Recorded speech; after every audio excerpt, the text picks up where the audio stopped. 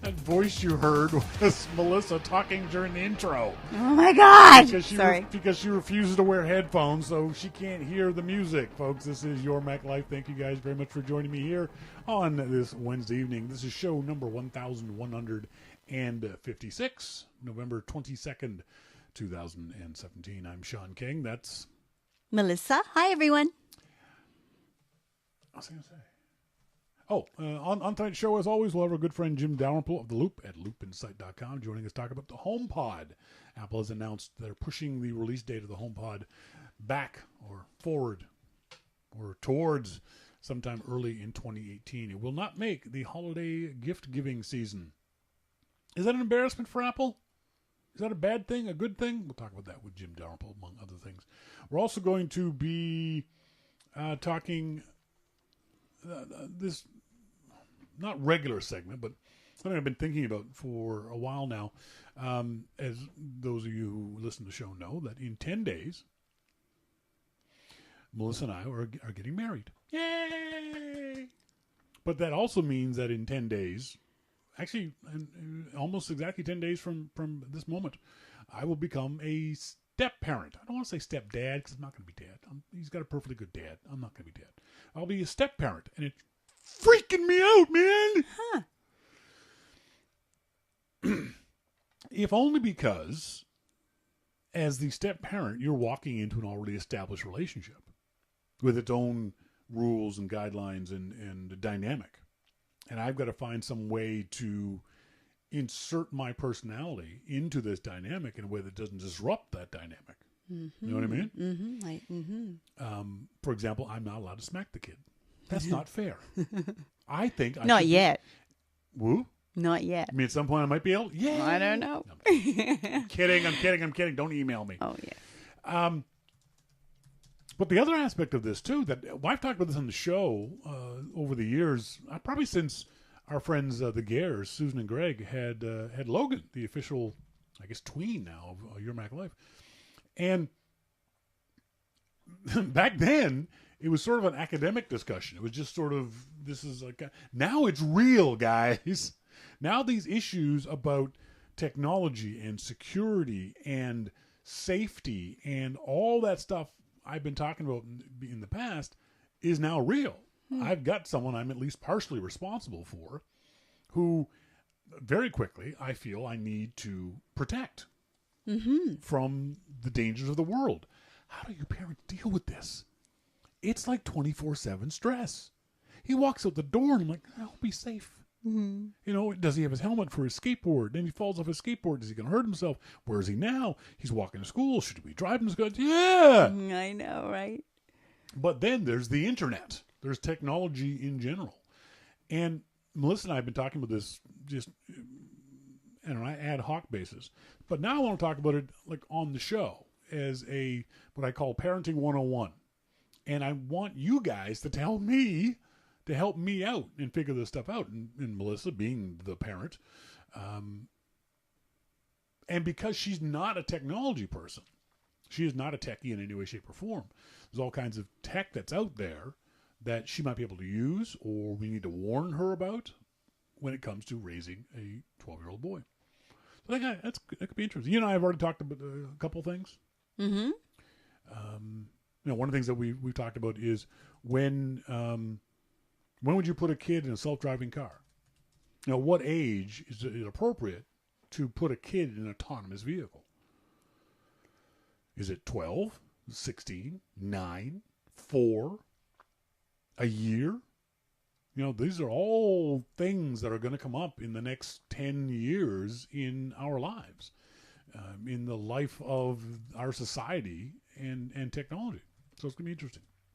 So we'll talk about that. Monty says, my team seems much safer, no kids. Hey, there are some folks on your team that have kids, dude. All right? Don't make it sound like you all don't have kids.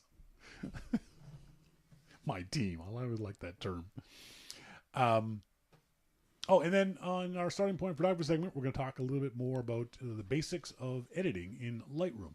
I say Lightroom, but the basics of editing are the same no matter what software you're using, whether you're using your iPhone, whether you're using your iPad or using Photos or photo on the Mac or Lightroom or some other app. So we'll talk more about the basics of that.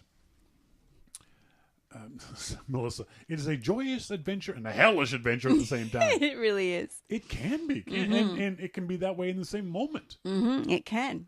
Because it's not just...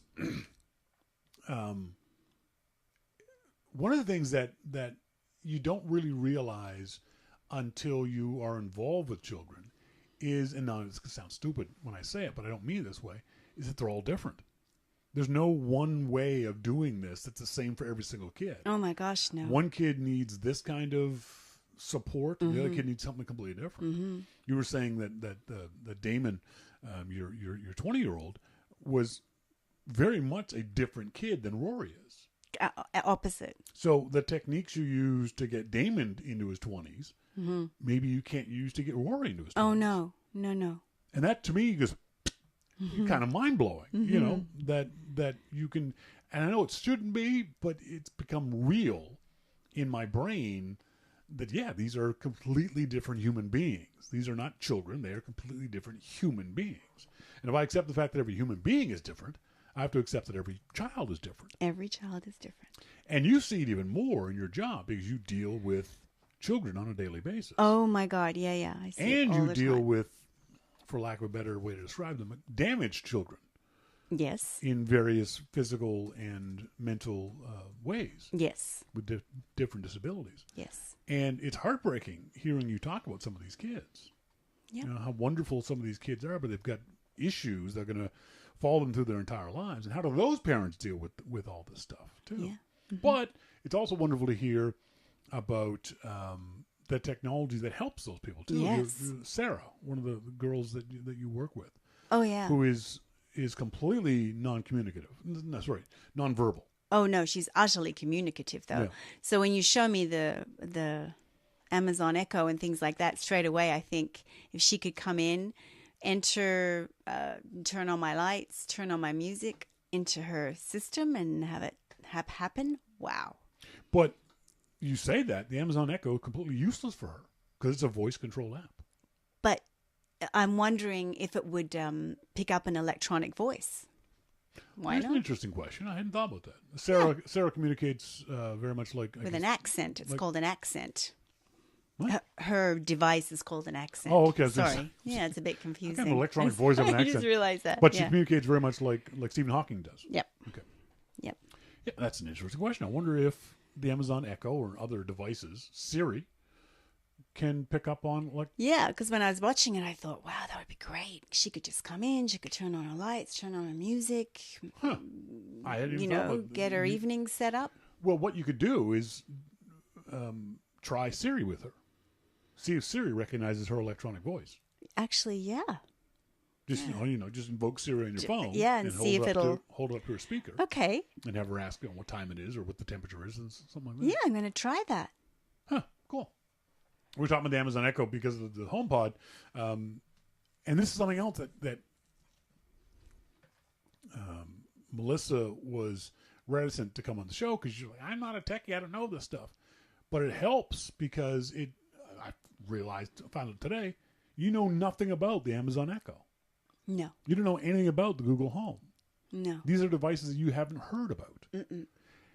And I forget that the normals aren't steeped in this technology like I am. You don't sit in front of a computer all day long researching and reading and learning and talking about this stuff. I do. And so it tends to make me think that everyone else knows about this stuff too. But you remind me on a regular basis, no, that's not true. Oh, Most people don't know about this stuff. No. The vast majority of people probably have no idea what an Amazon Echo is. And it's not like you've never been to Amazon.com. No. But that relates to what you wanted to talk about because today, I mean, I go out and I buy an Xbox and it's like when I buy my phone, I don't explore it and I don't look at all of the options I have for protection and for filtering what my kid does and for going, I'm going to block that or I'm going to do that. I don't know if most parents go in and explore all of that even before they set it up and have their kids sit on it. Yeah. Interesting. He had his own passcode for it. And you had to guess at what it was. Yeah, I did. And that's it. In a lot of regards, and I've heard this, we've always heard this, kids are smarter than their parents. And certainly when it comes to technology, if only because kids seem much more comfortable with this technology than the parents are. Mm-hmm. And I wonder if that's where that comes from. Is that something that just started with technology now? Or, because when I was a kid, it wasn't that I wasn't comfortable with technology. We didn't have access to it. Mm-hmm. Not just the internet, but I didn't have a computer. I didn't touch my first computer until I was in college. Mm-hmm. And I ain't that old, so we couldn't afford one. My school district couldn't afford one. I didn't grow up with computers in the classroom. No, nor did I. We didn't have computers. I didn't have regular access to a computer until my first year in college, the computer lab at school. Mm. So where do kids get this ease and comfort with technology? And have they always had it? In other words, when radio first came out, did kids understand radio better than their parents? Or TV? You know, when any of these new technologies, the telegraph, you know, is it the nature of children that they understand the latest technology better than their parents? Mm-hmm. Or at least not understand it, are more comfortable with it? Mm-hmm. Mm-hmm. You know, you said something yesterday that you have no idea how the internet works. No. You have no idea how computers work. No. And the question is, and this is going to come up in a section we'll have about coding, do you need to know how a computer works in order to use one? No. Does it help? Does it hurt to not know? I don't know. You know, knowing how the internet works can help in some regards that, you know, we because of where we live here on the Sunshine Coast, we're out of the way, and we have internet access problems. And Melissa, not being a techie, did not know why the internet dropped out or why it got slow at certain times or randomly. That's because she doesn't understand the internet. She doesn't understand routers and Wi-Fi and connectivity and all that kind of stuff. And I explained it to her, and now hopefully she understands it. But in that regard, understanding the technology does help. Mm-hmm. Oh, my Wi-Fi is slow. Instead of just calling up the tech guys, you do speedtest.net or you reboot your router or those kinds of things. But that being said, I love riding a motorcycle, and I ride a motorcycle very, very fast. I don't have a freaking clue how it works. I, honest to God, have I have a general idea of how an engine works, but I don't understand it. I don't understand how the power gets to the rear wheels. I know there's a shaft in there somewhere because it's called a shaft drive bike, and I have no problem admitting my ignorance on this. And I know there's a crankshaft, and I know stuff moves, and somehow the energy transfers to the rear, but I honestly don't know how it works. I got a basic idea, but that doesn't prevent me from being able to ride the motorcycle. You have no urge to. You wouldn't like to know. It's not a matter of not having an urge to. It's a matter of understanding my limitations and knowing I wouldn't understand it if somebody explained it to me. Okay. Oh, yes, you would. I ain't that bright. Why all of a sudden is Mandy up here? She never comes up here. She's kind of into being around us. So all that and much more. If you have any advice for me on how to deal with a 12-year-old, let me know. Email Shawn at yourmaclifeshow.com. Want to send another reminder out to folks. We want your Christmas videos. We want to be able to post Christmas videos. Remember, on December 8th, Melissa and I are jetting off to Australia for 3 weeks. So there won't be any shows during that time.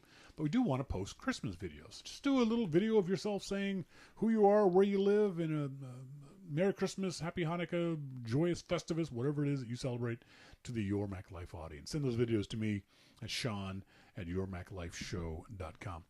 Later on the show, in our Starting Point Photography segment, we're going to talk about more basic Lightroom editing, and we're going to talk about Parenting 101 with Melissa a little later on. But up next, we're going to talk to our good friend Jim Dalrymple of The Loop at loopinsight.com. This is Your Mac Life.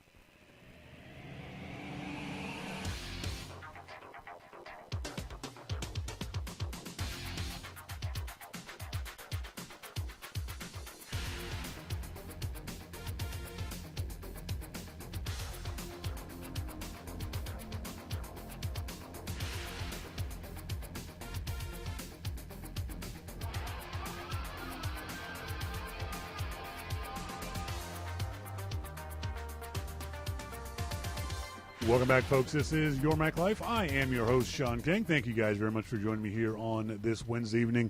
In a bar somewhere under a bridge in California is our good friend Jim Dalrymple, The Loop at loopinsight.com. Jim, how you doing? I'm doing good. How are you? I'm good. I'm assuming you have a Heineken in hand? I do.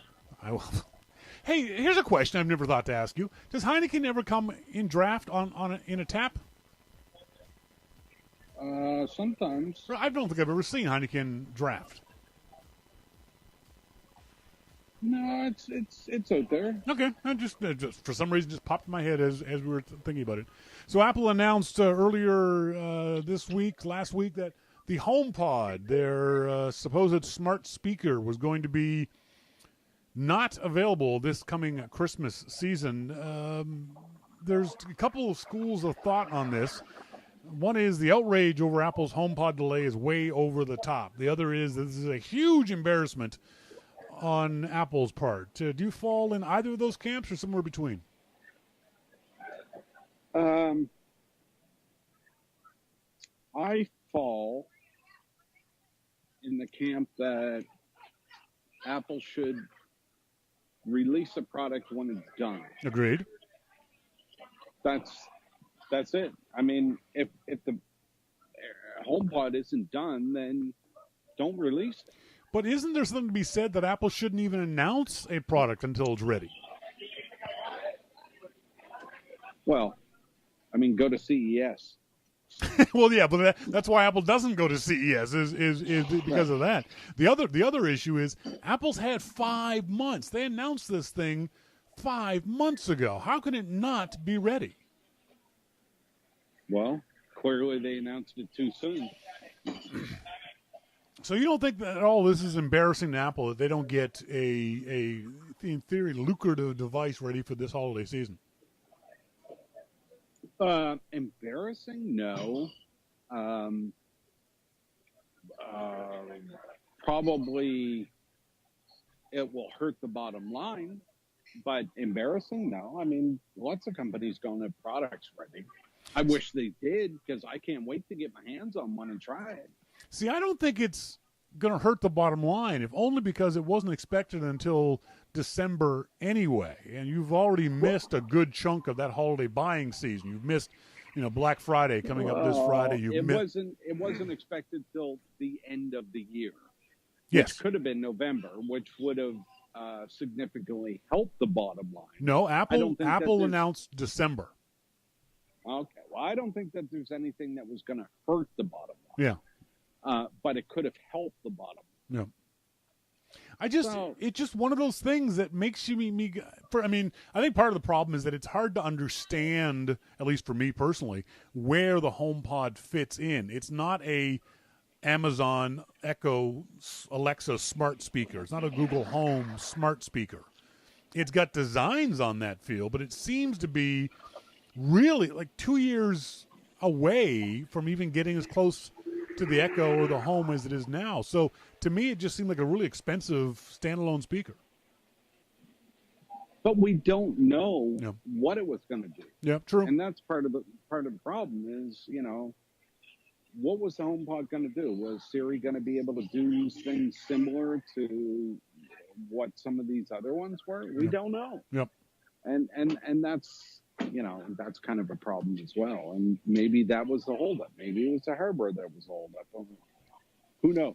Yeah, that's my guess on it, is that it's the integration with Siri wasn't up there. And I have no foreknowledge whatsoever. All the rumors are just that. They're just rumors. But it seemed like the hardware itself was done. And it often with these kinds of things that it is a software issue, a software integration issue with whatever Apple was going to be integrating it in. And that's fine. I'm okay with Apple holding off on this stuff until, as they said in their press release, the thing is ready. I just don't like the idea of them announcing these products, because historically Apple's been very, very good at saying, here's the product, it's ready in 2 weeks, kind of thing. Now, someone in the IRC chat room said maybe it was an FCC issue. They announced it 5 months ago because it had to go through FCC clearance, and that's certainly a possibility. That could be. But I got to say it's a little embarrassing for Apple. I don't think it's a huge deal, and will certainly be forgotten very quickly. I mean, the AirPods were delayed for a period of time too, and we obviously seem to have gotten over that. So while it's not a huge embarrassment, I think it's a little bit. I don't look at any of these things, no matter the company, as an embarrassment. Yeah. I mean, you know, you announce something, you intend to ship it, and then all of a sudden you can't.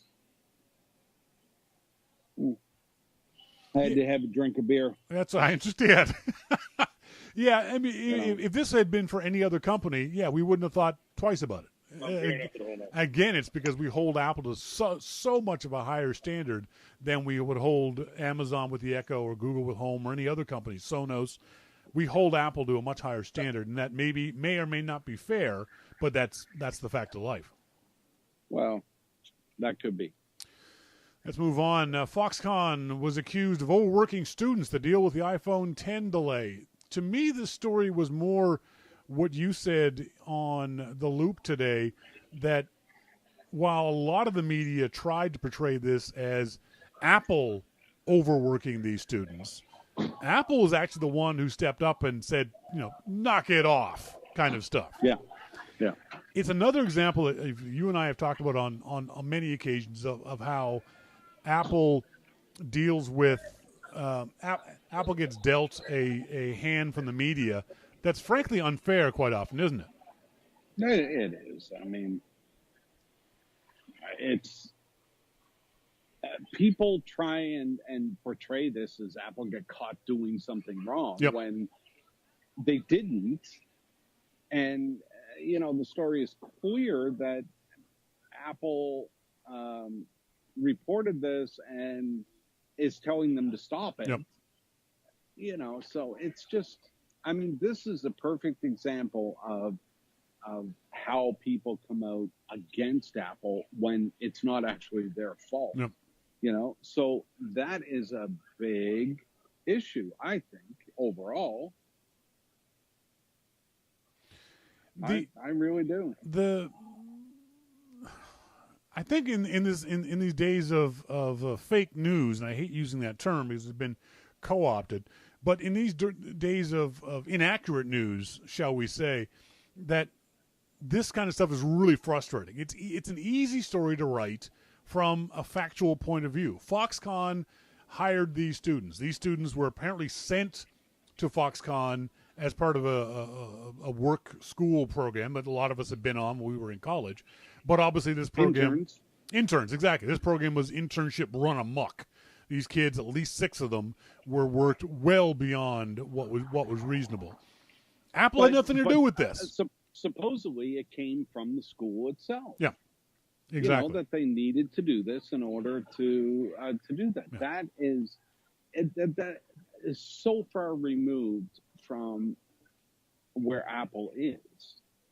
And for publications to write something that this is Apple's fault or anything remotely near that is just wrong. Yeah, exactly. It's wrong. And it's so frustrating that we still have to do this with the media, supposedly respectable media, Mac or otherwise.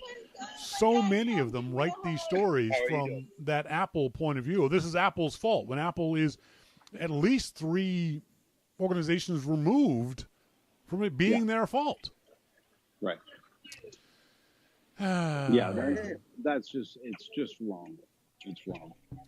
The whole, no matter where you try and put the blame for this, to put it anywhere near Apple is wrong.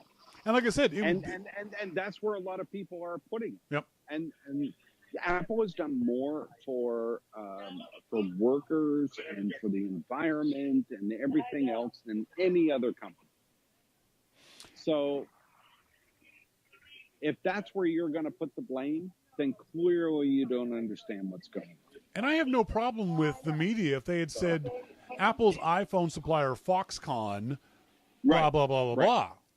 But most of the media reports were Apple works students too much. Yeah. As if Apple was directly the cause of this. And that's where things get offensive. You can write the story straight up, factually. You don't need to Yep. manipulate it to make it sound like it's Apple's fault.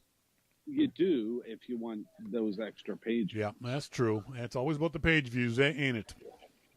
Yep. Apple scientists disclose self-driving car research. Once again, we're on this topic. This time Apple has released some interesting data or documentation, which, frankly, I tried to read and my brain started to bleed and I had to go drink. Yeah. Does this prove Apple's working on a car?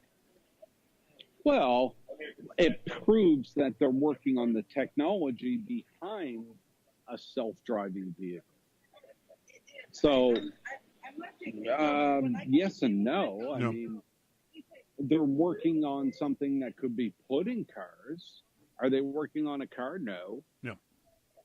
But, you know, as you said, when this whole rumor first came up, it's the software, not an actual vehicle. Yep. That's what it seems to be to me. But again, what we were just talking about, the media seems to want to jump on this as if this is proof that Apple is going to be developing and selling their own self-driving autonomous vehicles. And no, this story, when you read the story, is not proof of that at all. No, it's proof that they are working on. I mean, if you look at how objects are recognized, whether it be a person or a vehicle or a tree, you know, that's what they're working on. Yep. How these objects are being recognized by the sensors. So is it something that Apple is trying to perfect? Yes, absolutely. So is it something that they may later sell? Sure. I mean, they could sell it to car brands, but you know, car brands are working on this stuff themselves. So unless Apple's is really, really good, they may have trouble.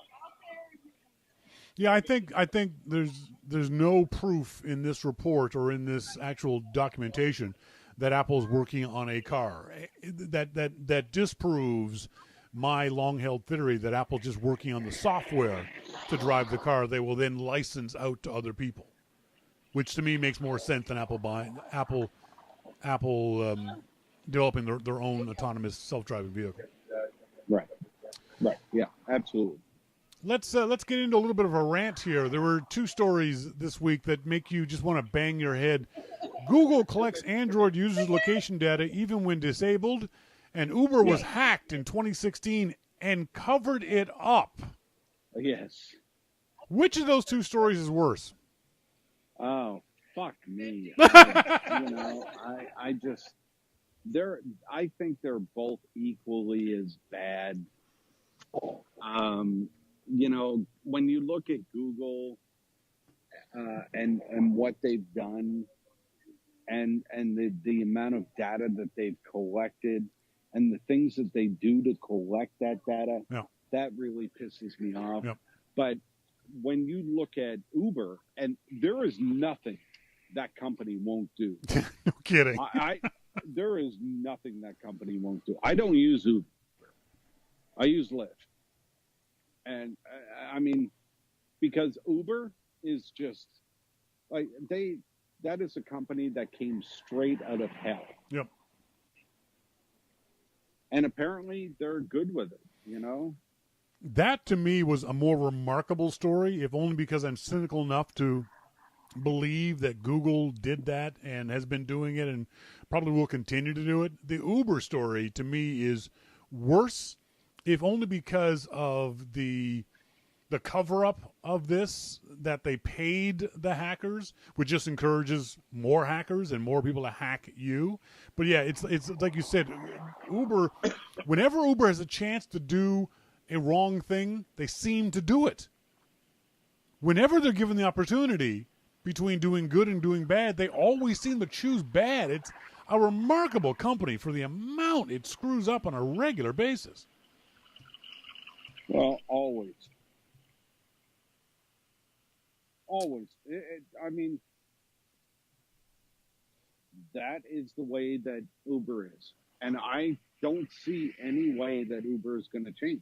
No, not at all. I think the company, and you and I have said this before, the company itself is toxic and will always be toxic. It doesn't matter how much changeover they do, how many brand managers from Apple they bring on, and I expect that Bozeman St. John will not be there this time next year because she'll have come to the realization of how effed up Uber is. And I don't think the company's going to go under, but I think these kinds of stories from Uber will continue to happen. But to be fair, I think they'll continue to happen with Google too. Both of the companies just don't seem to be able to do the right thing. Well, yeah, no, I got nothing to say. You're right. Moving on, Apple's new You're right. You're right. Holy shit. I know. Isn't it awful? Isn't it awful you have to admit that and just move on? Just, yeah. Sorry for ruining your Thanksgiving. Apple's posted up a new holiday ad. The ad is called Sway. This was an odd ad. Do you think this was... I didn't like it.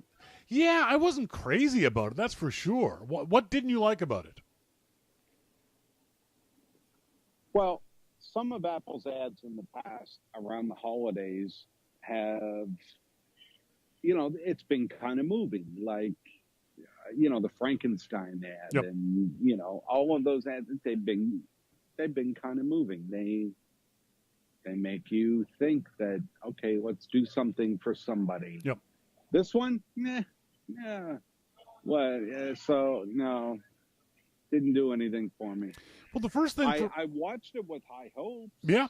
But didn't do anything for me. The first thing for me was the idea of that this was, according to Apple, they call that Holiday Sway Apple. Okay, that's fine. Right. I thought it was interesting that they had Sam Smith as the audio in the background. They tend to use unknown up-and-coming bands, but Smith is a well-known artist. But the thing for me is I'm waiting for a holiday ad. This wasn't a holiday ad. It was just snowing. Yeah. This could have been Nova Scotia in May. Yeah, right. Yeah.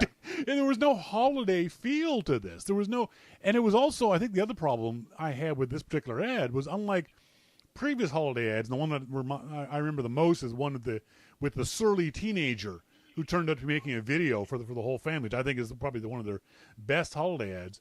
Is that this was nothing about family. There's nothing about the spirit of the season. It seemed to be fairly hipster narcissistic. Yeah, I didn't get from an ad like that. I mean, if you look back into previous ads, you want some kind of a feeling from it, like, oh, I get what's going on. Oh my God, that's great. Yep. I didn't get that from this. There's a girl doing cartwheels across the street and she bumps into a guy and then she has a dream and then, whatever. And if only because it also didn't seem to be, it seemed to be repetitive. They've already done an AirPod ad with somebody dancing in general and dancing on the walls and things like that. It seemed to be the same ad, just this time with two people as opposed to just the one. So, and especially given the fact that it was just last week that Apple brought out the iPad Pro What's a Computer ad, which I thought was just brilliant. I thought that was great. Yeah, that was a great ad. Yeah, What's a Computer? That was great. And now we're not at that place now. A lot of people ragged on Apple because of that line, but I understand where Apple was going with it. There's no kid who actually says that, but you can see in the very near future we'll be at a place where kids very well might say, "What's a computer?" No, I love that ad. I thought it was great. And because despite what a lot of people think, I don't think Apple ever marketed the iPad as a computer. Yep. I think that they marketed it as an alternative, and they have the OS to do that with iOS. But I really thought that was a great ad. I enjoyed that one.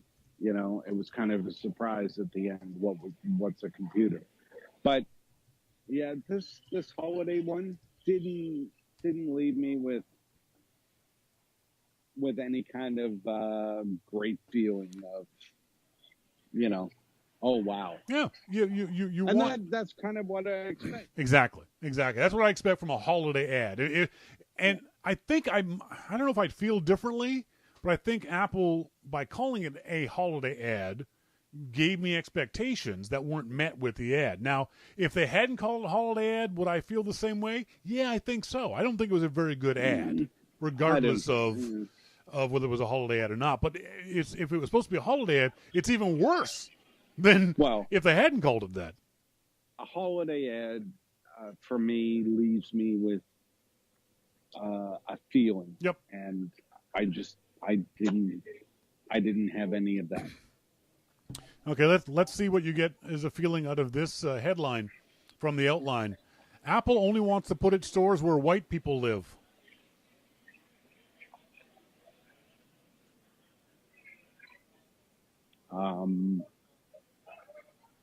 Go ahead. You can say it's true. I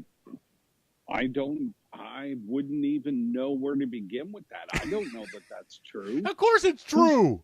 White people have the money, so Apple wants to get the money from the white people, so they put the stores where the white people are at. It's not rocket science. My God. What? Really? Really? You don't see Apple stores in poor neighborhoods because poor people can't afford iPhones. Oh my God. Where the hell is this show gone? It's gone to truth. Damn it. If I could hit the hang up button, I would right now. Well, why? Do you think I'm wrong? Well, I don't know what neighborhood every Apple store is in, so I can't say that. I can tell you. 251 of its 270 stores are in majority white zip codes. You think that's a coincidence? I never would have. No. Is it white people? No. Is it where rich people are? Exactly. Okay. Exactly. And that's the point. Okay. Well, that's not the point. Did you say, did Apple put its Apple stores where all the rich people are? No, you said where all the white people are. I don't know who's rich and who's not. I don't know what race they are. But I'm telling you, 251 of its 270 stores are majority white zip codes. Okay, no, they're majority rich zip codes. If there's a social issue going on here, then that's something completely different. I think that's the bigger point. Everyone wants to jump on Apple for doing what capitalists are supposed to do, which is put the ability to buy their products in the hands of the people most likely to buy their products. As I said on Twitter, I look forward to these guys doing the same story about Ferrari dealerships and Mont Blanc dealerships and Coach stores. Guess what? None of those people put their stores in poor neighborhoods, and poor neighborhoods tend to be a majority of minorities, mostly in America, black neighborhoods. It's simple economics. I mean, Americans are so afraid of race that they can't even look at this story and go, yep, that's true. But the fact of the story is, why do so many white folks have all the money? That's the story. Not that Apple chooses to put their stores in places where people who have money can buy their product. That only makes sense. Well, yeah, I mean, there's bigger things going on here than putting them in white neighborhoods. Exactly. I don't think that they're doing that. MacMan says, so where are Microsoft and Sony stores? In the exact same malls at Apple as Apple stores. Right. Because that's what you do as a retailer. You put your stores where your customers can buy your products. If it just so happens that because Apple sells a product that's higher price and higher cost and aimed at a higher earning demographic, you can't blame Apple for that. That's not Apple's fault. And I say this as a half black person who has been poor his entire life, and because of that, there are no Apple stores within miles and miles of me. I have to go get on a ferry to get to an Apple store. But let's be honest, you have to get on a ferry to get to a corner store too. This is true too. I mean, I have to get on a ferry to go to a Kentucky Fried Chicken. Okay. And you know how much my people like chicken, so. Yeah. Oh my God! Here we go. Here we go. Southern fried chicken. Exactly.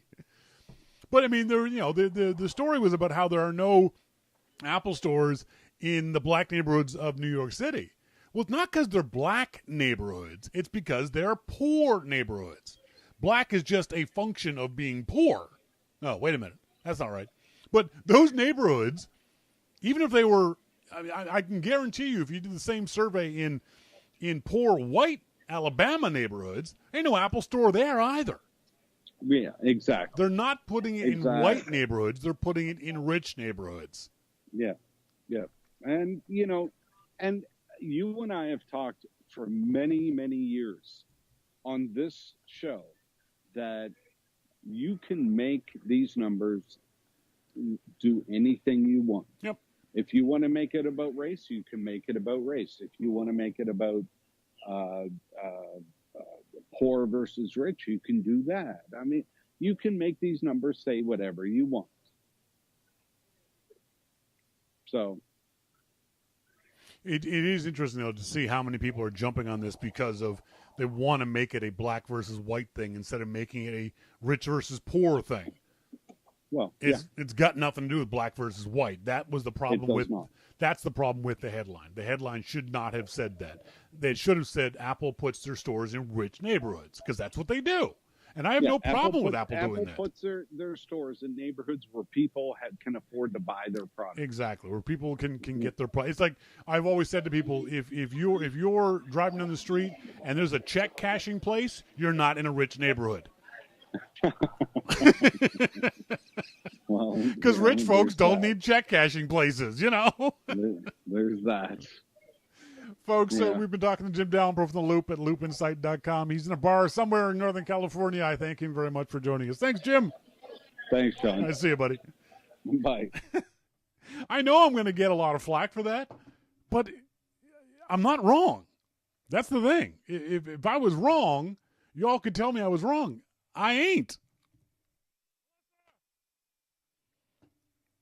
It's a simple fact of this is how Apple does their business.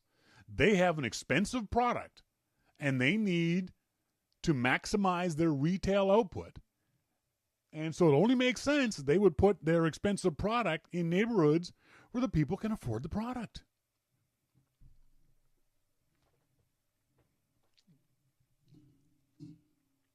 The bigger story is why are there so many poor people in general? And that's a whole. That's not this show. That's for sure. Melissa, we're talking about the story. Apple only wants to put its stores where white people live. Oh. Which, as I said, turn your microphone on first. You'll get it eventually. There you go. Which, as I said, I honestly have no problem with. Yes, you do. I don't have a problem with Apple putting its stores in rich neighborhoods. I think that's disgusting. Why? Because I just do. It just represents who they are. They are an upscale retailer selling upscale products. That's very true. It just so happens that it's the white folks who can afford their products. They put their stores in white neighborhoods. Mm-hmm. You're not happy with that? Oh, with all the money they've got. You think they should put their stores in poor neighborhoods? No, they don't have. Why should they even be making? Why should it even be in something that's even said? Because it's a fact. Mm-hmm. Yeah, I don't like it. It offends me. What offends you? That is a headline. What should the headline be? There shouldn't even be one. No, I disagree. As I was just saying to Jim, Apple has 270 stores in America. Okay? 215 of those stores, or 93%, are in majority white zip codes. They know that by census data. Right. They know that this store is in the middle of a white neighborhood. Right. Why is that a problem? That's just a fact. Okay. That's just where Apple has decided. There's a lot of things that go into why Apple puts a store in a particular place. When the Apple stores were first being developed, People are saying, "I'll put one in my town." Well, people didn't understand the economics of this. Apple's got to find the right location with the right amount of foot traffic, with the right demographics, and that's what we talked about 20 years ago when Apple first started doing this. That word demographics means people who are wealthy enough to afford their expensive products. Okay. And that's, I'm sorry, it's not in poor neighborhoods. And poor neighborhoods tend to be, at least in urban areas, primarily black. So it's coincidental. It's coincidental. Then. Like I said, you weren't here. I guarantee you, if you looked at these stats and looked at a poor white neighborhood in, say, Alabama, there wouldn't be an Apple store there. They're not putting it in white areas. They're putting their stores in rich areas, and that's the problem. That's the same with MacMan saying, "What about Porsche?" Yeah, and Ferrari. Yeah, well, Yeah. one big. And Mont Blanc. I've never seen. I've lived in poor neighborhoods my entire life. I ain't never seen a Mont Blanc store. I had to go to a rich neighborhood in Atlanta, Georgia, to find But my what? first So they're Mont Blanc making an store. assumption that a postal code is just a bunch of No, it's rich white people. No, it's not. Not an assumption. It's an upscale neighborhood. No, it's not an assumption. You can get the U.S. Census data, Yes. and on the U.S. Census, you tick off the box white, and you tick off your zip code. So a computer can very easily see this zip code has got 95% white people in it. This one's got 25% white people. So it's just a computer model. That's all. There's nothing nefarious about that idea, Right.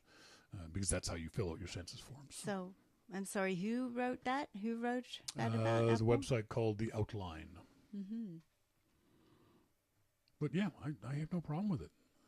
I know I'm going to get hate mail from people, but not going to be the first time. Parenting 101. I'm sorry, you were talking the entire time. I didn't even have your pretty face on camera. My apologies. For those folks who came in a little bit late, and by the way, happy Thanksgiving to all of our American friends. As I was telling Monty in the pre-show, the Canadian Thanksgiving is not only earlier in the year. We have ours in October. I believe it's the third Monday in October. Someone will fact check me on that one. But little known fact that will blow your mind: Canadians have been celebrating Thanksgiving longer than Americans. Little known fact. We've been doing Thanksgiving, that ceremony, before even Americans were doing it. Another reason why I can't. No, I'm not going to say it. And as I always said, I remember when I first moved to Nashville, and the first November there with the good old boys in Nashville at Griffin Technology. You know, one of the guys said, "Happy Thanksgiving." And thanks, I'm Canadian. We had ours last month, but thanks. I appreciate the thought. He looked at me like, "What?"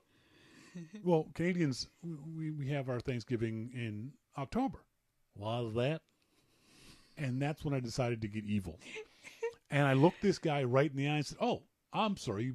You're American. You didn't know.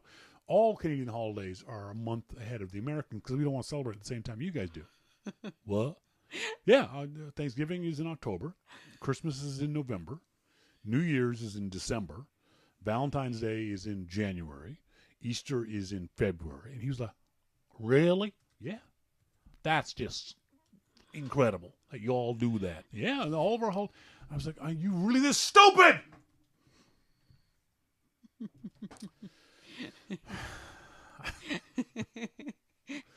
I wonder how many other people he told that story to. Do you know Canadians have Christmas in November? That's just weird. And they would have believed They would him. believe me. You started a whole rumor down there. Do Australians have anything resembling Thanksgiving Day? No. There's no celebration of any kind, like of Thanksgiving or remembrance or things like that. No. No, interesting. I think it's almost exclusively a North American thing. Oh, yeah, no, like we celebrate our troops and all that. We have Australia Day and the Anzac Day, but not like a Thanksgiving. Sorry, Anzac Day? Anzac, Australian New Zealand Army Corps. Oh, okay. Why is New Anzacs. Zealand included in that? Well, I don't know. I don't think you guys even like New Zealand. Of course we do. Oh, you do? Yes. Oh, okay. I thought New Zealand was like, I thought Australia and New Zealand was like U.S. and Canada. Australians don't know little. shit about New Zealand, and New Zealanders are paranoid about Australians. Yeah, I suppose. Really? Yeah, I guess. I was a making little. that up. I didn't know that was true. Oh, well, I mean, there's a little bit. There's like the big and the little, the in the shadow of. Why is Mosquito asking about Anti-Aircraft Day? Maybe Anzac. No, not Anti-Aircraft Day. No. And Australia Day is July 1st, July 4th. Sorry, Australia Day? Australia Day is January 26th. And it celebrates Like the founding of Australia. The founding of Australia. Discovery of Australia. What Discovery is of Australia, 1788. Captain James Cook came and slaughtered all the Aboriginal I was people going on to the say, beach. yeah, he didn't freaking discover it. He just showed up. What are the brown people doing here? Ew, there's a bunch of brown. Shoot the brown people. We'll stick a flag in the ground. They don't have any clothes on. That's right. Speaking of, by the way, this is ridiculous, but I have to do it because I'm a proud Canadian. Happy 70th wedding anniversary to the Queen, my Queen, and Prince Philip. 70, not 70th birthday, their 70th wedding anniversary. They celebrated on, I think, Monday. Amazing. He's 94, she's 91. The pictures that the palace posted were. Did you see the picture? No, you're not on Twitter because you quit Twitter in a fit of pique. The pictures that were posted were so cute. Were they? They really, really were cute. I mean, there are a couple old people, but it was a very sweet picture. Nice. It was very, very nice. So, congratulations to Her Majesty Queen Elizabeth They've hung II. in there. I think they had a choice. Well, no, yeah, it's true. I think their generation and their jobs and responsibilities, No choice. they didn't have a choice. Yeah. Did you see the HBO? It was HBO, The Crown. Oh yes, yeah. Folks, if you haven't seen that, I think it's HBO. If you get a chance, watch it. It's historically based. Obviously, it's not fact based because there's a bunch of conversations there that obviously no one knows about. But it was really interesting. You really got a sense of, even if a tenth of this stuff was true, what they went through as a couple, as man and wife, but also as queen and subject. Yep. Which is a really interesting dynamic. And Americans, you may not know about this, but Prince Philip is a dick. He is a racist. He's that way in the nicest possible British way. Mm-hmm. He's had things where the government has had to apologize to Canadians, to Mexicans, to everybody, because he said some dumb shit over the years. Yeah. Because to a certain degree, he doesn't give a rat's ass. To another degree, he's bored. He Americans may not know this. You will never see Prince Philip walking next to Queen Elizabeth. You know why? Because he's not allowed. He's literally, by law, not allowed to walk next to the Queen. He has to be like, I think, 10 paces or behind her. Yeah. Behind her. Mm-hmm. So that's got to be tough for a guy of his generation. Mm-hmm. It's not love, honor, and obey. It's she's my queen. Mm-hmm. So it's a really interesting family dynamic. And Monty says he's a monarch. He can say anything he wants. No, he's not a monarch, Monty. He's just a prince. She is the monarch. So she can say whatever she wants. Because there can only be one monarch. There can only be one. It's like Highlander. Where was I going with that? Oh, so on December 8th, we are jetting our way off to Australia. I want to say thank you very much to Dan of Cathay Pacific, who might be listening because he wanted to know about the show, who tried to help me out as best he could. But I am steeling myself to get on a plane at 1 p.m. on Thursday, December the 8th, and get jammed into coach for the flight to Hong Kong, which will be 15 hours. Yes, I said Hong Kong. Because then I will get off that plane, crippled beyond all imagination, hobble through customs. 3 hours later, get on another plane, also get jammed into coach for the flight to Sydney, Australia, for 9 hours. It will literally be 24 hours of flying. I will leave here on Friday, December the 8th. I will arrive on Sunday, December the 10th. That's 2 days. Now, on the other side, coming back, I arrived before I left. Literally. I will get into Vancouver an hour before I left Australia, which is just bizarre.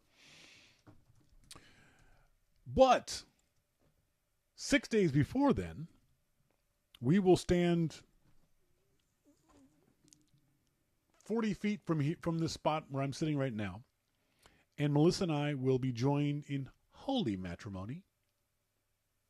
I'm very excited about that. Very excited about that. We're doing it before we go to Australia for a couple of reasons, and one being that Melissa's son, Damon, is on his way back from a wonderful trip to Iceland and Scotland. Where else did he go? Iceland, Scotland? Wasn't there somewhere else? Iceland, Scotland. Iceland, Scotland. Mm-hmm. The kid's an amazing photographer. Damon Berryman Photography.com, I think is his website. I think so. Look it up. Damon Berryman Photography.com. 2 R's, 1 N in Berryman. Amazing stuff. If you follow him on Instagram, and you'll get just mind blown by how good a photographer this kid is. He makes me want to throw away my gear because I can't. He is very good. I'm not as good a photographer in those scenes as he is. So he's flying back on the 1st. And so we want to get married before we go to Australia. So both her sons, Damon and Rory, can participate in the ceremony. And at that moment, the moment that we are joined in wedded bliss, I will become, for the first time in my life, a step-parent. And it's freaking me out, man. It's freaking me out. Mostly because it's not like, what normal people do. You get married, you have a kid, and then you're with that kid for his life. I am parachuting into a present relationship with a 12-year-old. Not a 3-year-old or a 6-year-old, but a 12-year-old, a preteen, a tween, with his own personality, his own wants and needs and desires, and that I cannot, for the most part, influence or change. So I've got to be the adult, which you all know how much I suck at, and adjust myself to the dynamic of Melissa and her son. And don't get me wrong, Rory's a wonderful, smart, sweet, kind kid. But he's also a 12-year-old boy, all right, with all the negativity, positivity that brings with it. And one of the things that I've been utterly stressing out about, Monty, Shawn, adult, snicker. Yeah, screw you, Monty. You're no more an adult than I am, dude, so shut up. And one of the things I've been stressing out about, unexpected to me, is the idea that I now have to become, to a certain degree, a parent. And I have no idea how to do that. I don't have a clue.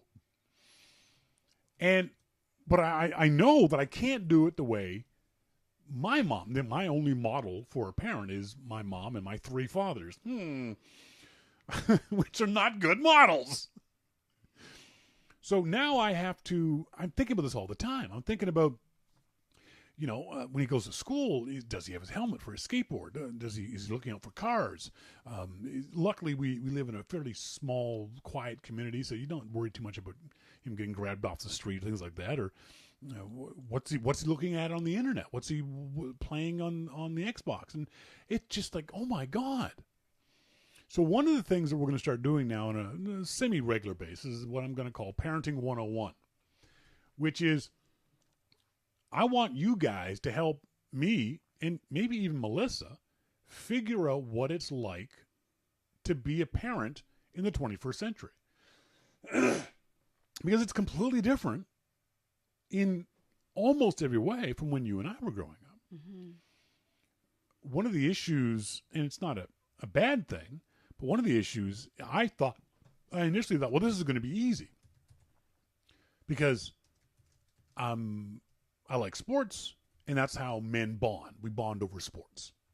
So you go play football with the kid, or basketball, whatever it is. Roy's not a sports player. He doesn't like sports at all. No team sport. He likes skateboarding. That's it. Well, I can't skateboard. So there's one avenue of commonality that we don't have. Little bastard doesn't like meat. What the hell's wrong with this kid? I'm teasing. It's not that he doesn't like meat. Help me out here. What are you thinking about all this stuff? Oh, you mean just about In the parenting in general, or parenting? Microphone.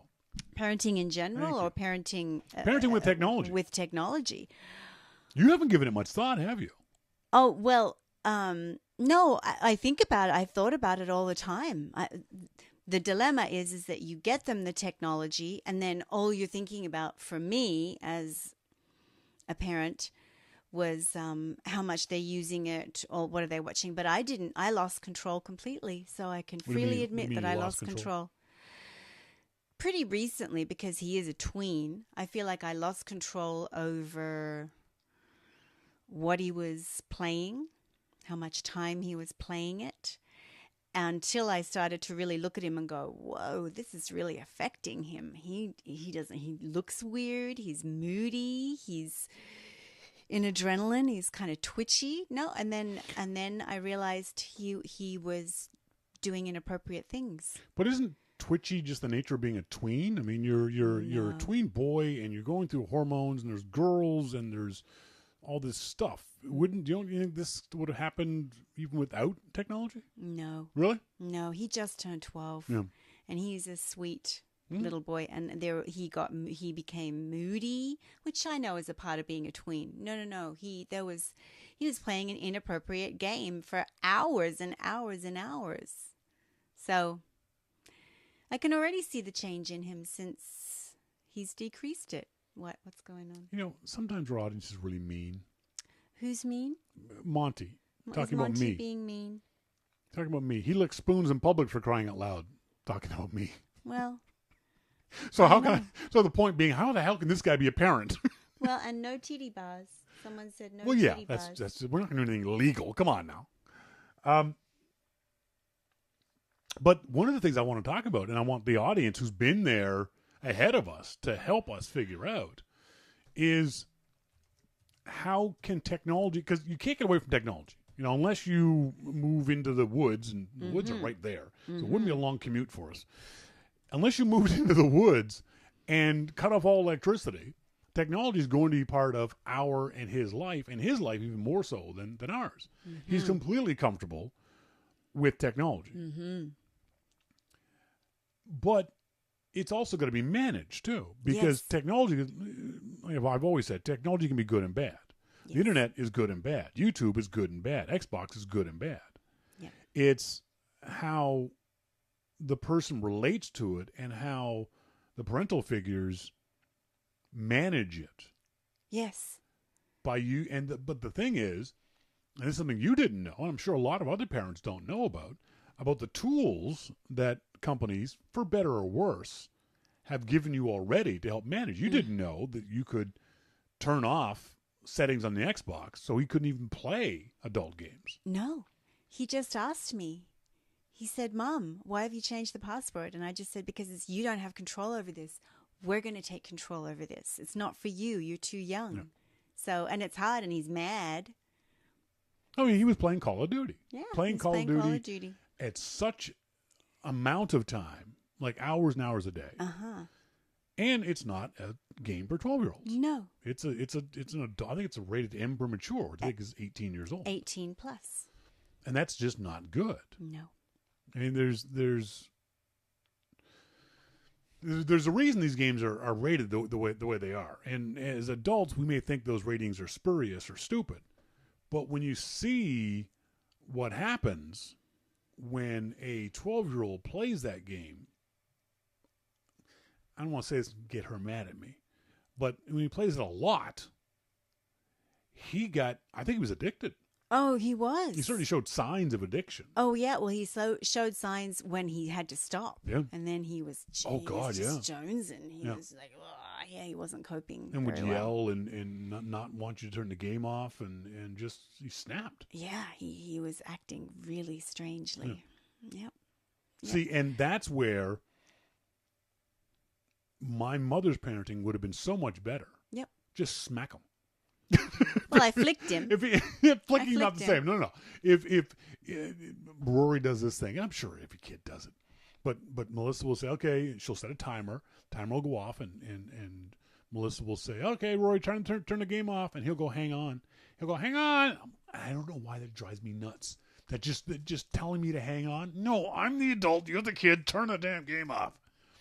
But that's where I have a problem. Whereas I can't jump in and say that because I'm not dad. I'm not even officially a parent. So I just sit there and go. She laughs at me. It's like, well, no, I don't feel very good. Doesn't but feel good. things about YouTube, because at least when he's playing on the TV, we can see the TV. But if he's watching stuff on YouTube, he's sitting there on his phone. Yeah. He doesn't have a computer. He's on his phone. He's sitting on the phone. We can't see the phone.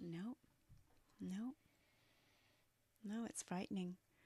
And I see kids now in kindergarten, I can even tell because they've got a restlessness about them. Their attention isn't there. Their drawings are all about video games. And I'll work with these kids and say, so what do you like to do when you're not at school? I play video games. And all they can do is perseverate, and all they can talk about are the video games. Video games. They go back to the video games. And if you try and change the subject, they go back to the video games. And What they word can't. do you just use? I use the word perseverate. What does that mean? Perseverate means they can't get off it. They can't stop talking about it. They can't change the subject. They can't switch gears. Check out the big brain in her.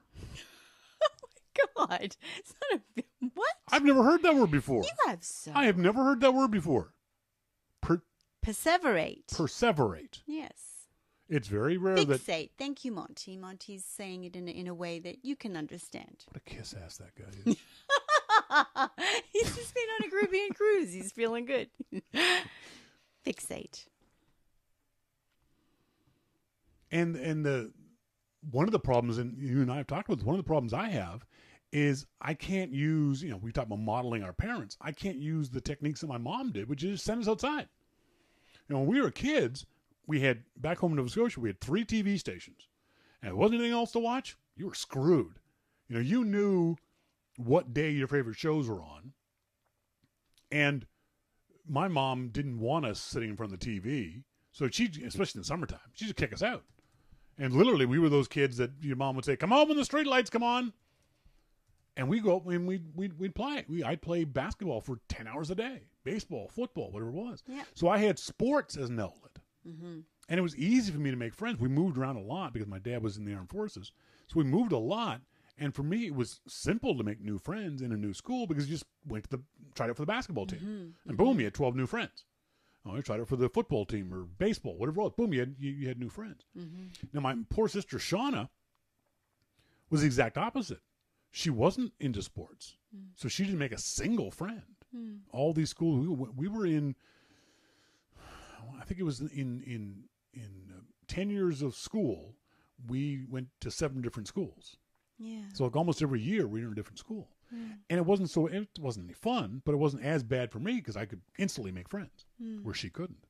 And I think that to this day affects her and me differently. I can walk into a group of people and immediately start chatting people up and being the entertainer guy because that's what I was used to. Where you put her in a room full of strangers, she won't say a word. She's the typical wallflower and will stand off in the corner.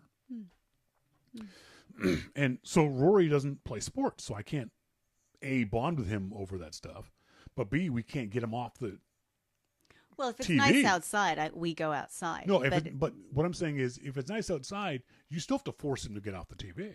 He doesn't voluntarily often go out and do things because the TV is more interesting. Yeah. Now, you said something interesting about the kids that you work with and screens. Remember talking about before? Well, not even just kids I work with, because I'm a child watcher, because it's what I have to do in my work. Children, well, it's not just, it's in general, but screens and graphics and the colors and, I mean, our visual system is so strong that kids are just drawn to it. That's where we go. We all go there. I mean, if there's a screen on, we go there. But you to said the that. Screen. It said that and it kind of confused me. Why would a flat 2D screen be more interesting than the 3D reality in front of the kid? Why does the screen suck us in more so than reality? Well, I just think it's extremely captivating for children. It's colorful and they have control over it. And I mean, they're great learning tools. I see the apps in the schools now. They're phenomenal. All the iPads and the programs that they're using through the iPad are fantastic for learning tools. I use a digital teaching tool when I work with kids. And a lot of them just stop and they absolutely are drawn to it. And it's a great learning tool, that digital teaching tool.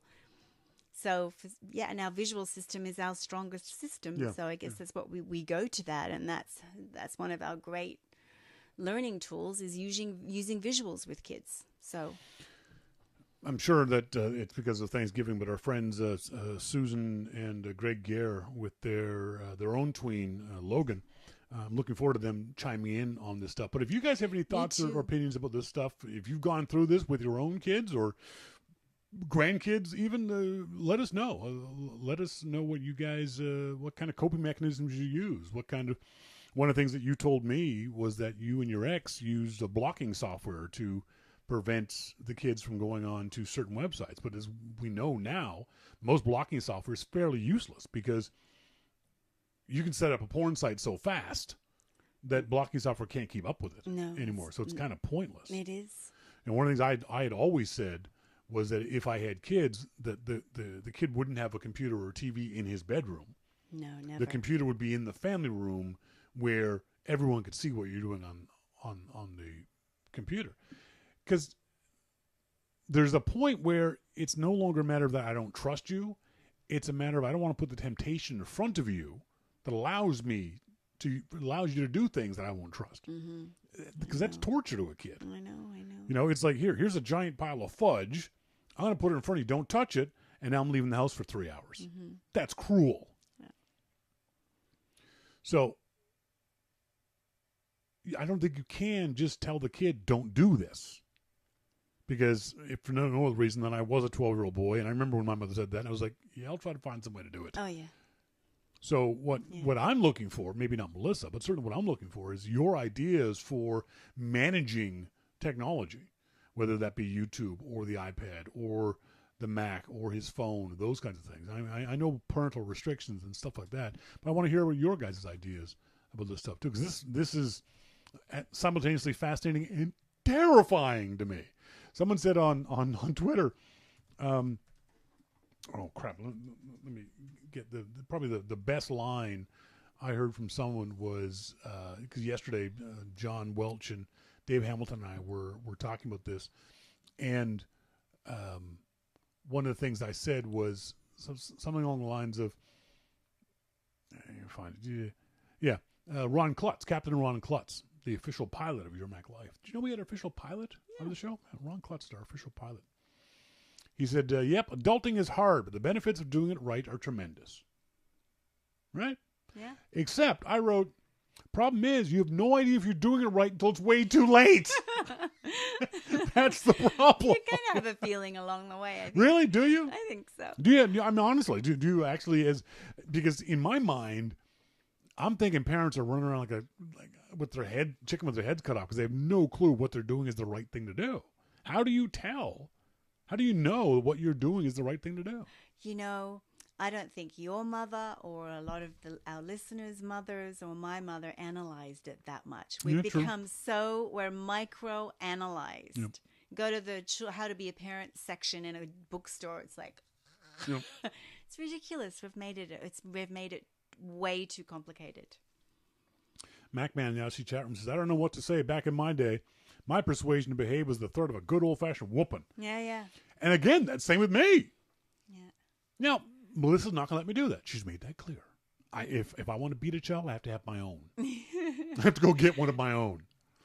But, I hate to say it. No, I don't hate to say it. I know it's wrong. But there's something to be said for the threat of physical violence. I know that's wrong. But it's hard to say unequivocally it's wrong because it worked on me. Mm-hmm. I never made the same mistake twice because I knew I got whooped the first time. Mm-hmm. Don't do that thing again because you're going to get smacked. Mm-hmm. And to be clear, we were never randomly beaten. It would probably be called child abuse now, but we knew why we were getting a spanking when we were kids. We knew why Mom whooped us to the Hot Wheel track. Ouch. Shit, that stuff stung. There was never any doubt as to why you were being punished, which I think is important. Mm-hmm. The kid whether you're punishing him with Hot Wheel tracker or with go to your room kind of stuff. You should always know why you're being punished. And granted, maybe it was just my mom's easy way out. It worked. Yeah. But to a certain degree, it worked because up until the day she died, I was terrified of her. Fear is good. Fear is good. Fear worked. Yeah. My See, mother my would children have never been afraid of me. Yeah, see? And maybe and that's something else I've talked to Melissa about. I said, okay, let me be the bad guy. Because I remember, actually, it was reversed with my parents. My father would go, "Wait till your mother gets home," because my dad wouldn't hit us, but he knew my mom would whoop our ass. Yeah. But yeah, that's wrong though. It's got to be wrong to rule via fear. It's got to be. No, you don't think it's got to be wrong? Well, my brother did it a bit, and his children are amazing, and he's so close with them. But they were afraid of him when they were little. I saw it. My mother used to beat my friends. My mother used to ban my friends from the house, That's but right. she never beat them. You're banned from this house. She would never beat them. The idea of banning them was fun. I remember coming home. I was 18 years old, and me and my buddy Tom had gone out, and the drinking age in Canada is 19, but we were 18. Went out, got drunk, came home. My mom was drunk, and she smacked me in the side of the head for coming home because I made noise. She was sleeping on the couch. I made noise. Ow, Mom, stop hitting me. And my friend Tom starts laughing. Now, Tom weighed about 140 pounds, but he was 6'8". He was just this string bean of a kid, right? And my mother, in her drunken state, hauled over a chair, got in the chair, and reached up and smacked Tom in the head. And Tom was like, but Mrs. King, what are you hitting me for? Because you're with him. Tom was like, ow. So, anyway, if you guys have any ideas, any comments, any questions, anything, any advice for me or for Melissa, we're going to do this hopefully on a fairly regular basis. And now Rory's having fun playing 101. Goat Simulator. So He's playing a very funny game called Goat Simulator, too. There you go. Good. Next up.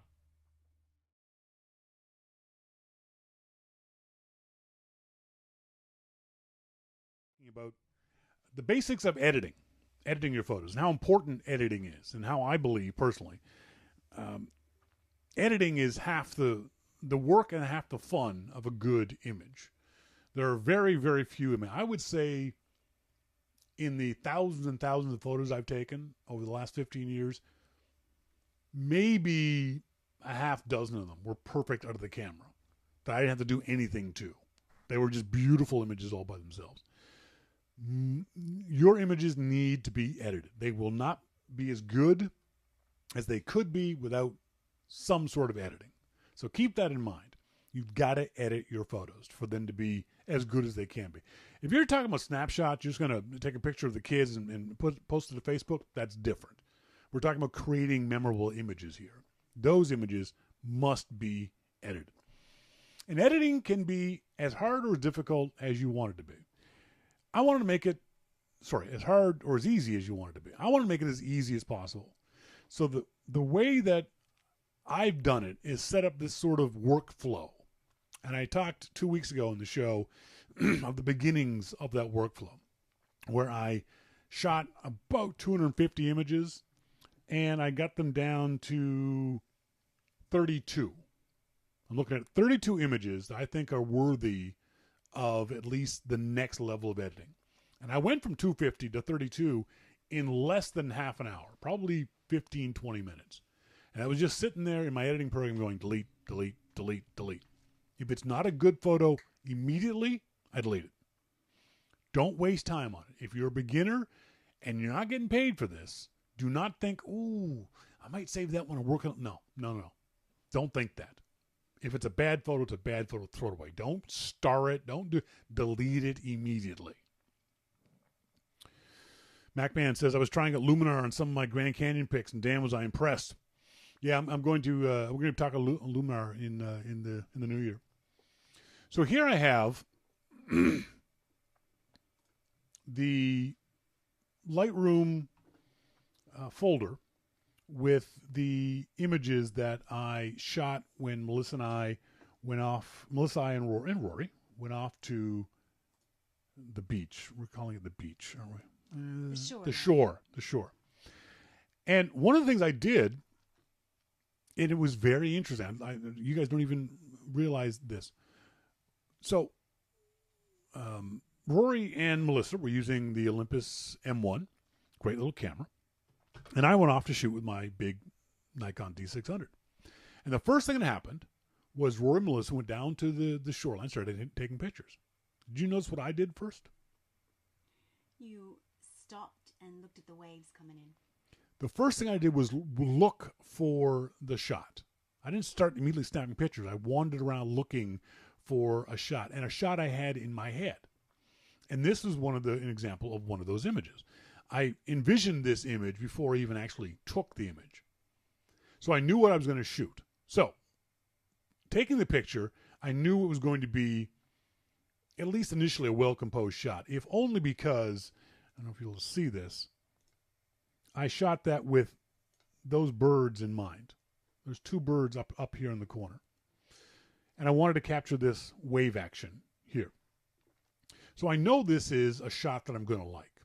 So the first thing I do in Lightroom is you go to the develop module. And this is where most of your work is going to happen.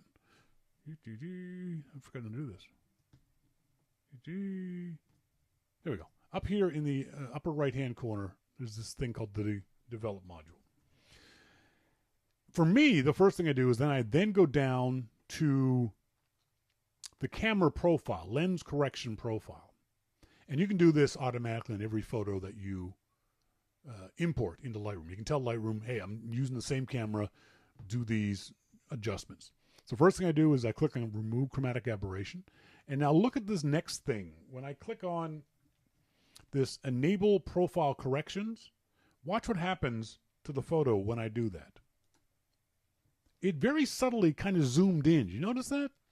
That's because Lightroom knows what kind of camera lens I'm using and automatically makes adjustments based on that camera lens, which is kind of cool.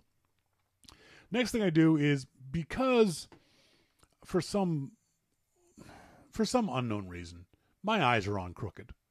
My eyes are off about 2.4 degrees. Just when I look through the camera and I think the horizon is straight, it's not. It's literally crazy. You can see that in this picture. I thought this picture was straight, but it ain't. It's crooked. So one thing you can do in Lightroom is you can go down here to this transform menu. Let me just highlight that for you guys. It says transform here. And when you go down, you can see auto. So the first thing I do is just click the auto button. See how Lightroom automatically straightened out my horizon? Now, you've got this white space up here on the corners, which means that you've lost the image detail in there. But maybe that's okay. So that's the first things I do. Do the auto correction. Monty says, can I undo that? Yes, of course I can. Monty, for you? I absolutely. So there is the transform auto turned off. And you can see up here my horizon is crooked. When I click on auto, it straightens my horizon out for me. Okay? Does that make sense? So the next thing I want to do after I do those basics is crop. I always tell my beginners there's no point in you doing edits to parts of your photo that aren't going to be shown. It's just a waste of time to color correct sections of your photo that aren't going to be in the final product. So the next thing you want to do is go through the photo and look for the bits that you don't want in your photo, usually around the edges. So in Lightroom, I hit the letter R. Sorry, I'm going to be in Lightroom, do that. Letter R, and then I've got this grid here. And I just grab the top and the sides and crop in to where I want my photo to be. Hit the Enter key. So there's my first quick edit. Simple. All this would have taken me, if I wasn't explaining to you guys, would have taken me maybe 10 seconds to do this stuff, because it's the thing I do every single time. This is part of my process and my workflow. So then I go up. Once I've done that, once I've got the edits of the things I want, I do the same thing every single time. I click the tone button to see how that affects the light, the exposure of my shot. Oh, brighten it up a little bit. And that's the exposure button here. So I'll dial this down. Then I go to my white balance and click auto. And see what white balance looks like. And it looks like kind of orangey, dreary temperature, which is what it was when we were there. I also click on black and white, just out of curiosity. Just to see how the shot might look in black and white. And that actually might look good in black and white. I can mess around with this for a couple seconds to see if it works in black and white. I'll go back to color. And now this is the part about Lightroom I love the best for beginners. And it's true of photo. It's true of, I think, Luminar. It's true of most photo editing software. A lot of them have the same sort of workflow. It's all based on sliders. It's all based, not based on numbers. It's based on grabbing one of these sliders and moving the slider back and forth. And it's really easy to do. You simply go to these areas here on the right-hand side, and it says exposure, contrast, highlight, shadow, whites, blacks. What do these things do? Melissa, what do these things do? It doesn't matter. It doesn't make any difference what they do. Just grab them and slide them. Just see what they do. Well, you say to take them to extremes. Go to extreme to see what the extreme is either way. And so obviously now you know exposure to the left makes everything black. Exposure to the right makes everything white. And look at the histogram on top of the page too.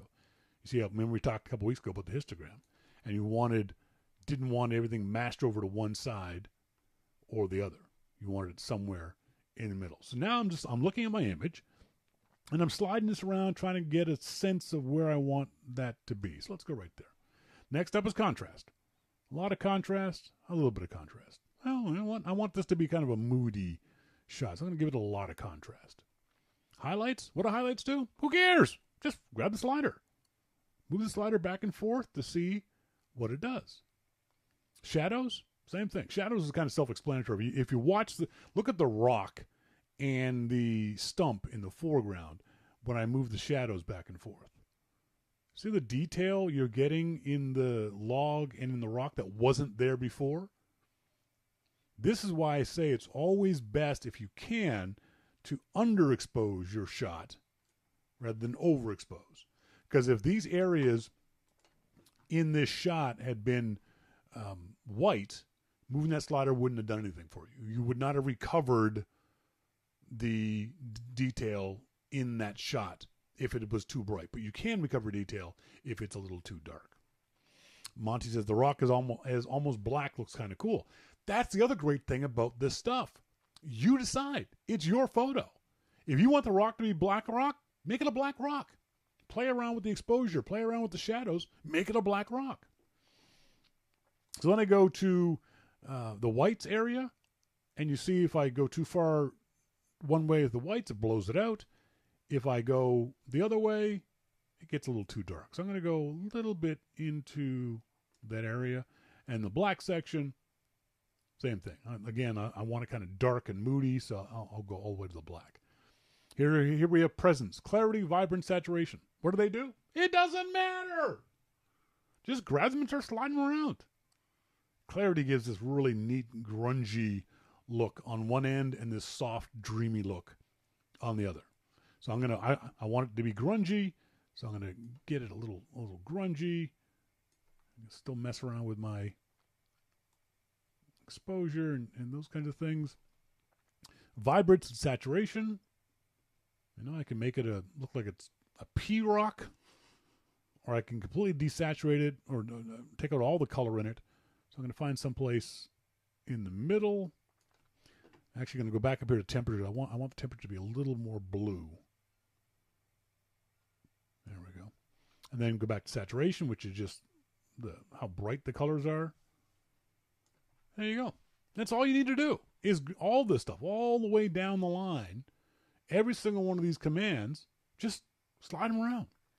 But weirdly enough, in Lightroom, there's this one simple trick I'll teach you in Lightroom. I don't know if this works anything else. You go all the way down to the very, very bottom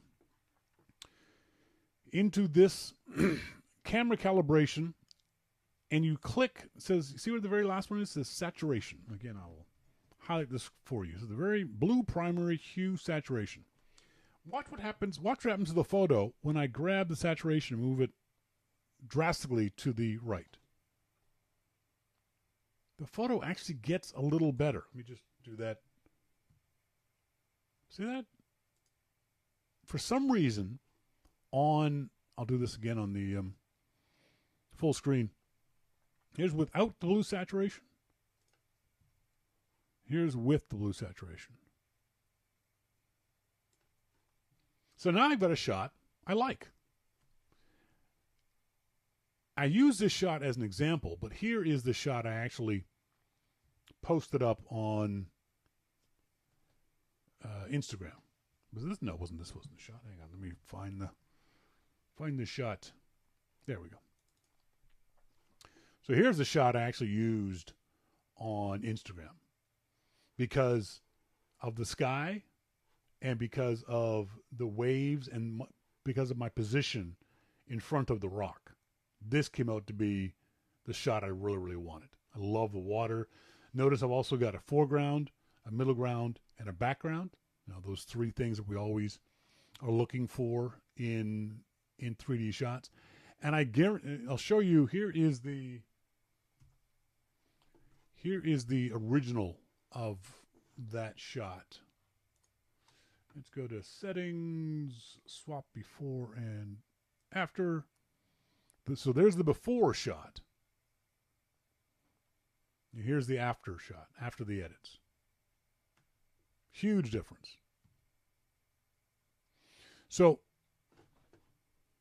that shot probably took me maybe a minute to edit because I already knew what I wanted the shot to look like before I even took the shot. And then I took the shot and I looked at the camera back and I realized, yes, there's the composition I want.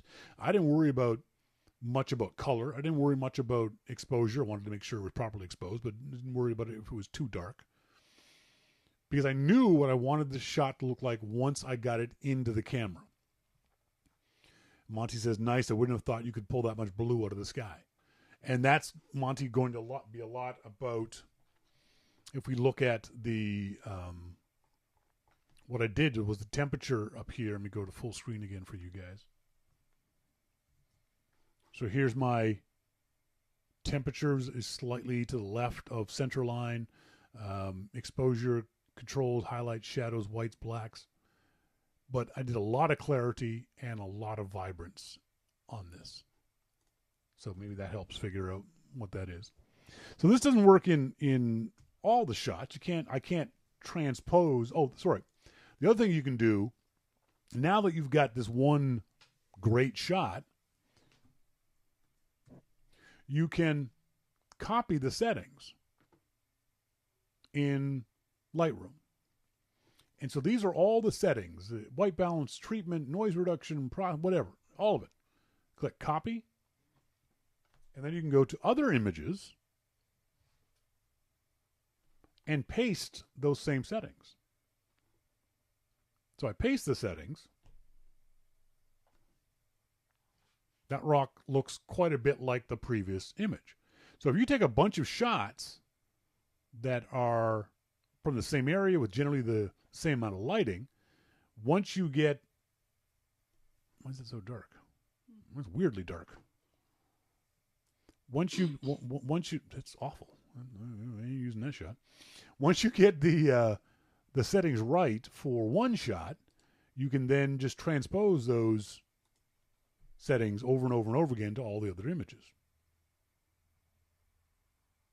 Apparently not. That is not working out at all.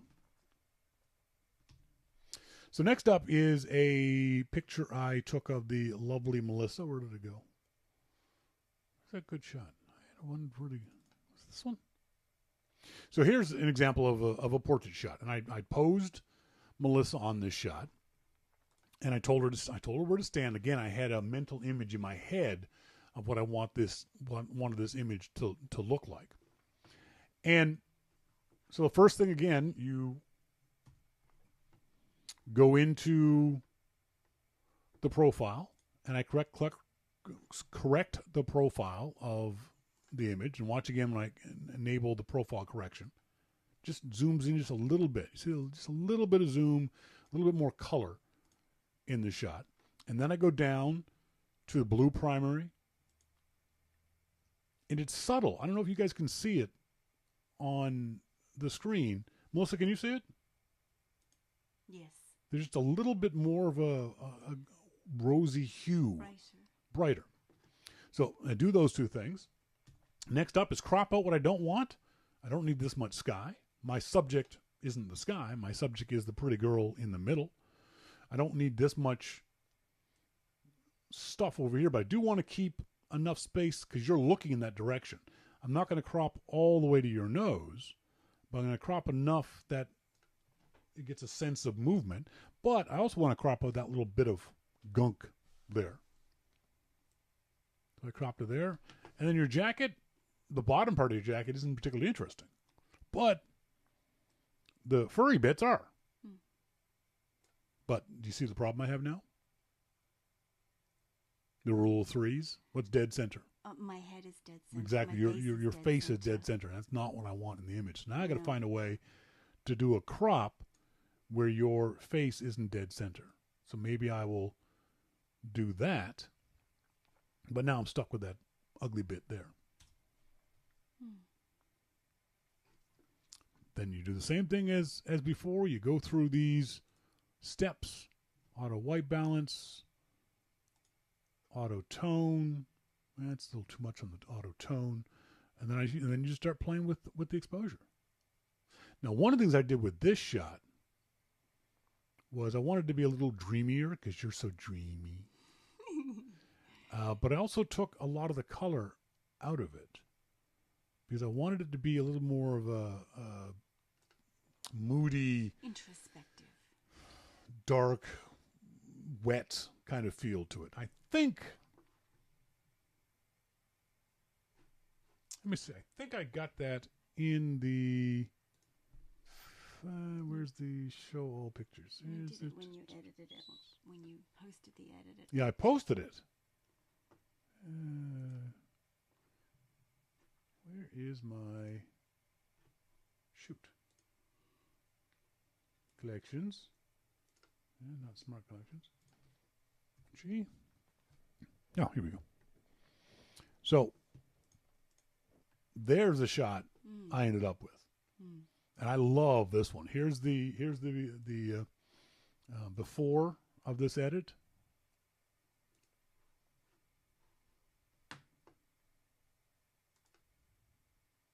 So again, did you see the tilt? You saw the tilt again. I had to fix the tilt. So there's the shot as I took it, and there's a shot with my edits. And I really liked this shot. And the texture. I like the texture. And again, this was maybe 3 minutes of editing. It didn't take much time at all. Once you understand, even if you don't know what exposure means or what shadows means, once you know, okay, just move these sliders around. And all these things I'm showing you are things that are done on the entire image. I didn't go in and just do sky work or just do your hat or your hair. This is an edit that's done on the entire image.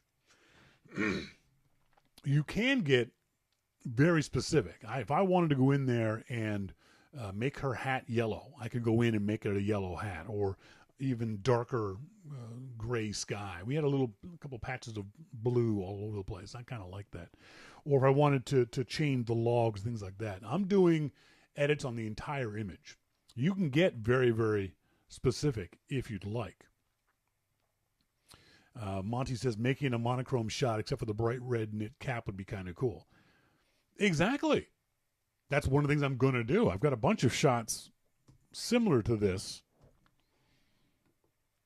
that I wanted to play around with and do exactly that. I would just have monochrome.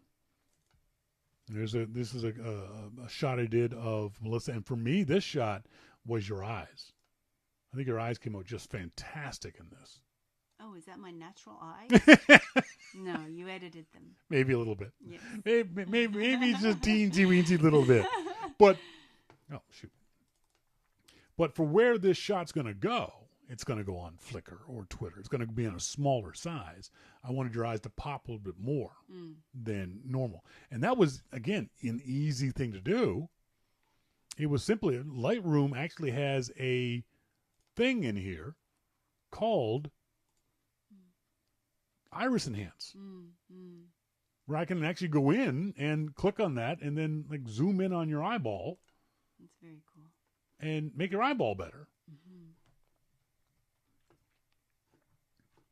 So these things are really easy to do, to play around with, and I'll show you the difference in the settings. I'll get rid of the before settings. Come on.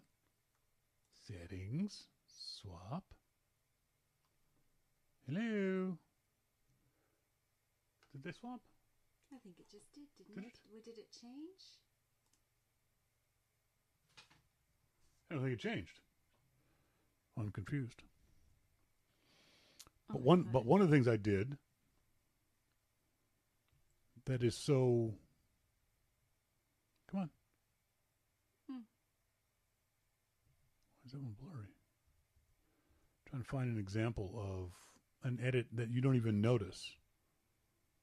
See the smush on your jacket? Yes. I get rid of the smush. You did get rid of the smush. Not all of it, but I just enough of it Some so of the it's not distracting anymore. Right. So again, these things are really easy to do. These are real simple, real quick edits that don't take a lot of time, don't take a lot of effort on the part of the photographer. If you know what tools you're using, and I'm trying to go away. Oh, sit back. You motivated Who? man to go in and do his Grand Canyon. In the microphone. People can't hear you.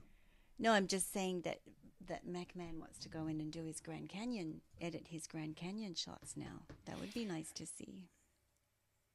Yeah, that absolutely would be nice. Then Monty says editing in Lightroom is a rabbit hole for me. I can go down that hole and be gone for days.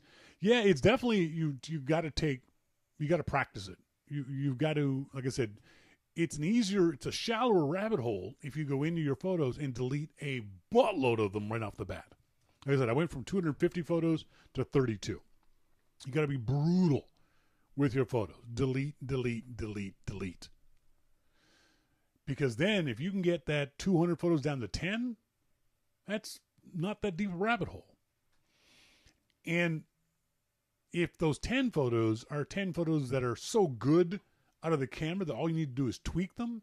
See, if you're thinking I have to fix the photo, throw the photo away. If you're thinking, oh, if I tweak this, then you're good. Because tweaking takes 2 minutes. Fixing takes an hour. And unless you're getting paid for it, I don't bother fixing my photos. I learn what I did wrong. Try to remember what I did wrong. Oh, there was a perfect example was these shots of Melissa. I think it was this one in particular. Nope, not that one. There we go. This shot. I love this shot. It's a really good shot. Until I realized there's a tree coming out her nose. Yeah, that's true. Yeah. You know, funny. You don't see it when you're I taking didn't the see photograph. it. I didn't see it when I was taking the photograph. I know. But you know what? I saved that photo for you guys. That photo's getting deleted. Because that's not a good photo. So I'm not going to try to fix it. Nope. Oh, maybe I can Photoshop out the log. No, can't be bothered. No. It's gone. It's deleted. So that's what you got to do. You got to be really, really hard on yourself and hard on your photographs, and go, okay, that sucked. Get deleted. That I might be able to fix. Oh, fix, delete it. I only save the ones that I tweak. It also encourages me to be a better photographer next time. It does. You know, next time I'll remember that situation, and I'll remember how much I love that the logs behind Melissa, but I'll have her stand in a different place, or all stand in a different place, so it's not a log coming out her nose. So, Monty, I mean, just on one photo. I'm not trying to fix, but I can tweak things for hours and hours. What if I did this? What if I did this? Yeah, well, that's because you're not satisfied. Folks, that's it for tonight's show. I want to say thanks very much to all of you guys for being tuned in here on this Thanksgiving Eve. If you are traveling, please travel safely. If you are visiting with family and friends tomorrow, I hope you have a great time. Don't talk politics. It won't be pretty. Don't forget, we're not doing many shows in December. We only got one show in December, but we want your Christmas greetings regardless. Please send me a video of you saying who you are and where you're from, and then happy holidays to Your Mac Life or whatever you come up with. Just send me the video. Don't worry about editing it. I'll do the editing stuff. Email me to Shawn at yourmaclifeshow.com. Don't forget, we're getting married December 2nd, and I set up a wedding registry. We're registered at Amazon. I'm kidding. Nutcase. I'm kidding.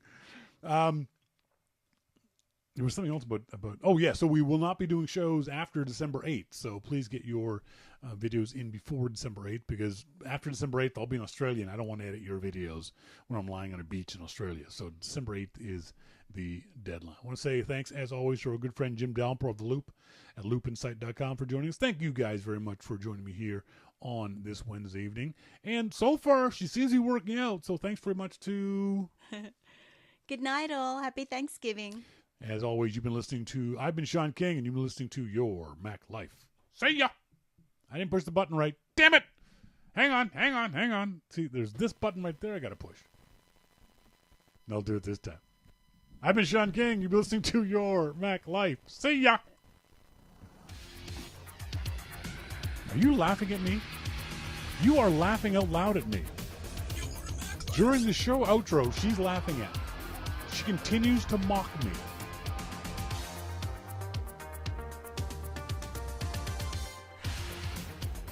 Rolling on the floor laughing. What a noob.